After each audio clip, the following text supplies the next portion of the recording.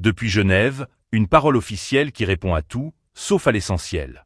Introduction. Un homme parle. Il répond à un journal, sur un sujet précis, la santé du président de la République. Et pourtant, à la fin de son intervention, ce n'est pas une inquiétude qui s'éteint. C'est une autre qui s'allume. Depuis 50 jours, le pays le plus commenté d'Afrique centrale se demande une seule chose. Qui dirige, pendant que le chef de l'État ne rentre pas? Une réponse est arrivée. Mais elle n'a pas répondu à la question posée. Elle en a soulevé 7 autres. Voici pourquoi. Partie 1. Ce qui est établi. Le 7 juin, Paul Biya quitte le Cameroun pour l'Europe. Le voyage est présenté, à l'époque, comme un déplacement privé, de courte durée. 50 jours plus tard, il n'est toujours pas rentré. Aucune activité publique du chef de l'État n'a été rapportée depuis ce départ. Aucune date de retour n'a été communiquée.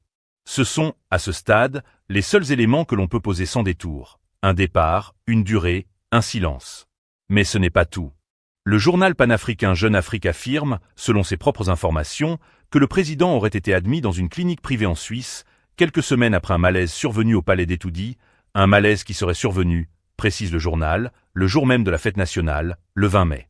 La présidence dément formellement cette version. Nous sommes donc, dès l'ouverture de ce dossier, en présence de 2 réalités qui ne se recoupent pas. Une presse qui documente. Une présidence qui dément. Et entre les deux, 50 jours de silence que personne, à ce jour, n'explique de la même manière. Et pourtant, un détail change tout. Ce n'est pas la présidence qui a répondu la première. C'est un homme. Un seul. Partie 2. Celui qui parle. Et celui qui se tait. Samuel Mvondo Ayolo est directeur du cabinet civil de la présidence de la République. Interrogé par Jeune Afrique, il a accepté de répondre. Et sa réponse mérite d'être examinée moins pour ce qu'elle affirme que pour ce qu'elle laisse, précisément, dans l'ombre. Ce qu'il assume, il l'assume sans détour. Le président ne serait pas hospitalisé en Suisse. Il ne serait pas décédé. Et le directeur du cabinet civil s'en explique par une question qu'il pose lui-même. La présidence serait-elle assez irresponsable pour dissimuler la mort du chef de l'État? Il travaillerait, enfin, et 2 éléments seraient avancés comme preuve. Des nominations récentes à la Société nationale des hydrocarbures et des rapports confidentiels qui continueraient de lui parvenir, notamment ceux de la Direction générale de la recherche extérieure. 3 affirmations. 3 dénégations. Toutes centrées sur une seule question. La personne du chef de l'État est-elle vivante et active? Mais une autre question, elle, reste entièrement sans réponse. Celle de l'exercice du pouvoir. 50 jours d'absence ne sont pas expliqués. Ils sont contournés. L'absence totale d'activité officielle pendant cette période n'est pas commentée. Le départ, qui aurait été préparé puis annulé au dernier moment. Dispositif sécuritaire engagé, logistique organisée, équipe coordonnée, selon ce que rapporte le journal sans être démenti sur ce point précis, n'est pas évoqué non plus. Et pendant ce silence, un nom revient, celui d'un homme resté à Yaoundé, Ferdinand Ngo, secrétaire général de la présidence, qui gérerait les affaires courantes et suivrait, dans le même temps, 2 enquêtes qui le concerneraient de près, celle sur un trafic illégal d'or et celle sur un faux décret de nomination d'un vice-président. Une omission isolée ne prouve rien. Mais lorsqu'un même silence revient cette fois, et toujours sur le même sujet, jamais la santé, toujours le pouvoir, peut-on encore parler de hasard? La question reste posée. Partie 3. La pièce qui ne devrait pas exister. Il y a parfois, dans certains dossiers, un détail qui paraît minuscule. Une simple ligne. Un mot. Une date. Un lieu. Une formule administrative que la plupart des gens lisent sans y prêter attention. Et pourtant, c'est souvent là que commencent les plus grandes discussions. Au Cameroun, on dit souvent que le diable ne crie pas. Il travaille dans les détails. Et c'est précisément un détail qui attire aujourd'hui l'attention. Pas une rumeur. Pas une fuite. Pas un document anonyme. Pas un enregistrement clandestin. Mais un document officiel. Un document que chacun peut consulter. Un document publié par la présidence de la République elle-même. Autrement dit, nous ne sommes pas dans le domaine des suppositions. Nous parlons ici d'un texte administratif accessible au public. Le directeur du cabinet civil a choisi de répondre aux interrogations sur l'absence prolongée du chef de l'État en citant plusieurs actes présidentiels récemment publiés. Son raisonnement est simple. Puisque des décrets continuent d'être signés, puisque des nominations continuent d'être annoncées, puisque des décisions présidentielles continuent d'être publiées, alors, selon cette logique, la présidence fonctionne. L'argument peut parfaitement être entendu. Et il mérite d'être présenté loyalement. Parmi ces textes figurent notamment les décrets numéro 2026/255 et 2026/256. Ces actes portent nomination de 2 administrateurs à la Société nationale des hydrocarbures. L'un concerne le maire de Kribi, Guy-Emmanuel Sabikanda. L'autre concerne le lamido de Maroua, El Hadj Abdoulaye Yerima Bakari. Ces 2 documents existent. Ils sont publics. Ils peuvent être consultés par chacun. Jusque-là, rien d'extraordinaire. Mais lorsque l'on prend le temps de les lire ligne après ligne, un élément apparaît. Un élément extrêmement simple. Peut-être banal. Peut-être purement administratif. Mais suffisamment singulier pour susciter des interrogations. Les 2 décrets portent exactement la même indication. Yaoundé, le 22 juillet 2026. Une formule que l'on retrouve traditionnellement sur les actes présidentiels. Et c'est ici que commence la réflexion.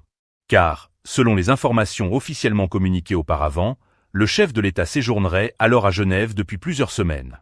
Autrement dit, la mention du lieu figurant sur ces actes ne correspondrait pas nécessairement au lieu où le président se trouverait physiquement à cette date. Attention, c'est ici qu'il faut être extrêmement rigoureux.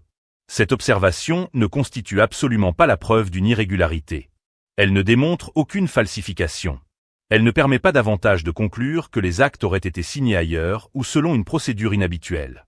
Dans de nombreuses administrations, au Cameroun comme dans d'autres pays, certaines mentions peuvent relever d'une formule protocolaire constante. Autrement dit, la mention Yaoundé peut parfois correspondre au siège institutionnel de la présidence plutôt qu'à la localisation physique de son signataire. Cette hypothèse existe. Elle est parfaitement plausible. Et il serait intellectuellement malhonnête de l'écarter. Mais inversement, il serait tout aussi peu rigoureux de faire comme si cette mention ne soulevait absolument aucune question. Parce qu'au fond, pourquoi avoir choisi précisément cet argument pour convaincre l'opinion publique? Voilà la vraie interrogation. Le cabinet civil affirme en substance. Regardez les décrets. Ils prouvent que le président continue d'exercer ses fonctions. Très bien. Mais lorsque le public regarde effectivement ces décrets, il découvre lui-même un détail qui relance immédiatement le débat. Et c'est là que l'on retrouve ce fameux humour camerounais. Chez nous, quand quelqu'un veut mettre fin à une palabre, il arrive parfois qu'il ajoute lui-même une nouvelle histoire sans le vouloir. Comme on dit au quartier. Tu voulais éteindre le feu avec un bidon. Tu découvres après que le bidon contenait un peu d'essence. Personne ne dit que le feu devient un incendie. Mais tout le monde remarque que les flammes montent un peu plus haut. C'est exactement ce qui se passe ici. L'élément présenté pour rassurer nourrit, chez certains observateurs, de nouvelles interrogations. Et ce phénomène est bien connu des spécialistes de la communication politique. Lorsqu'une démonstration laisse apparaître une incohérence, même mineure, le débat se déplace immédiatement. On ne parle plus seulement du message. On parle aussi de la manière dont ce message est construit. Et, au Cameroun, chacun sait que lorsqu'une explication soulève davantage de questions qu'elle n'en résout, les conversations se multiplient. Les réseaux sociaux s'emballent. Les émissions de débat s'en emparent. Les salons de coiffure deviennent des instituts de sciences politiques. Les chauffeurs de taxi se transforment en professeurs de droit constitutionnel. Au marché, chacun devient spécialiste des décrets. Dans les agences de voyage, on calcule les fuseaux horaires. À la boulangerie, on parle d'administration publique avant même de parler du prix de la baguette. Voilà le Cameroun. Un pays où la politique finit toujours par s'inviter dans les conversations du quotidien. Mais ce dossier ne s'arrête pas là. Car ces 2 nominations concernent justement le conseil d'administration de la Société nationale des hydrocarbures. Et ce conseil est présidé par Ferdinand Ngo. Voilà pourquoi certains observateurs accordent une attention particulière à ces actes. Non parce qu'ils constitueraient une preuve de quoi que ce soit, mais parce qu'ils interviennent dans un contexte politique déjà particulièrement sensible. Depuis plusieurs années, les commentaires, analyses et spéculations autour des équilibres internes du pouvoir alimentent régulièrement le débat public. Dans ce contexte, chaque nomination importante est scrutée. Chaque décret est disséqué. Chaque signature est commentée. Chaque silence est interprété. Et parfois, on finit par analyser la ponctuation. Au Cameroun même, si un décret comporte une virgule de travers, il se trouvera toujours quelqu'un pour expliquer que cette virgule annonce un remaniement ministériel avant la fin du mois. Si un communiqué est publié avec 3 minutes de retard, certains y verront déjà la preuve d'une bataille entre plusieurs clans. Si une photo officielle montre 2 responsables espacés d'un fauteuil, les réseaux sociaux bâtissent aussitôt des scénarios dignes d'une série politique. C'est souvent excessif. Et il faut savoir garder la tête froide. Car les faits restent les faits. Aujourd'hui, personne ne peut affirmer que cette mention de lieu révèle une quelconque anomalie juridique. Personne ne peut non plus affirmer qu'elle est dénuée de toute portée. Nous sommes simplement face à un élément objectif qui mérite d'être observé avec méthode. La prudence reste donc indispensable. Une démocratie sérieuse ne fonctionne ni sur les certitudes fabriquées, ni sur les soupçons transformés en vérité.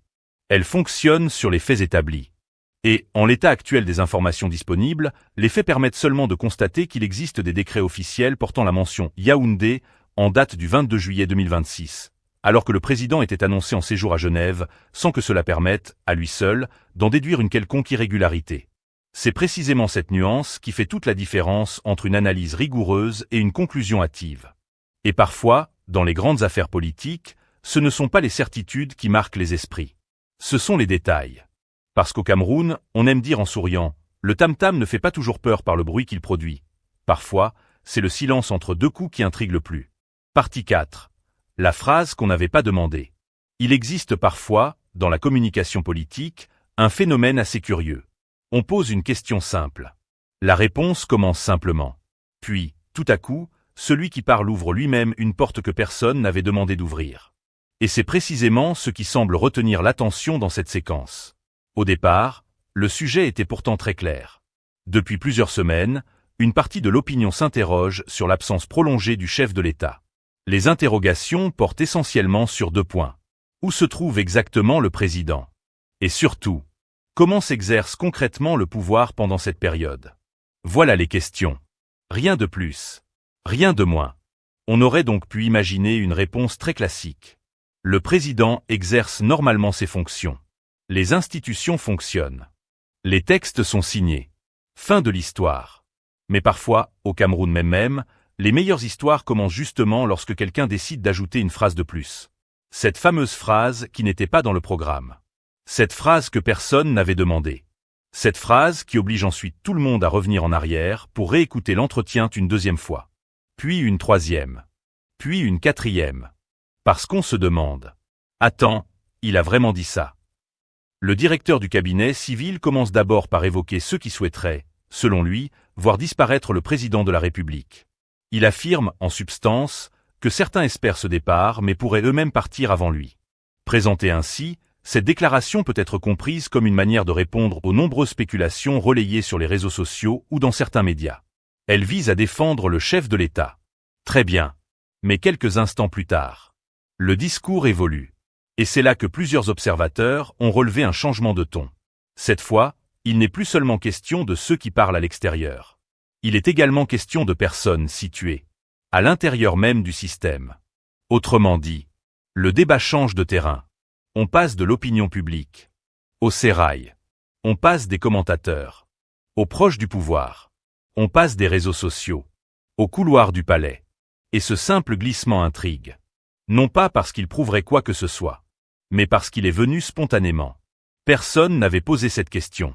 Personne n'avait demandé. Existe-t-il des personnes, au sein du pouvoir, qui attendent la fin du règne? Pourtant, le sujet apparaît dans la réponse.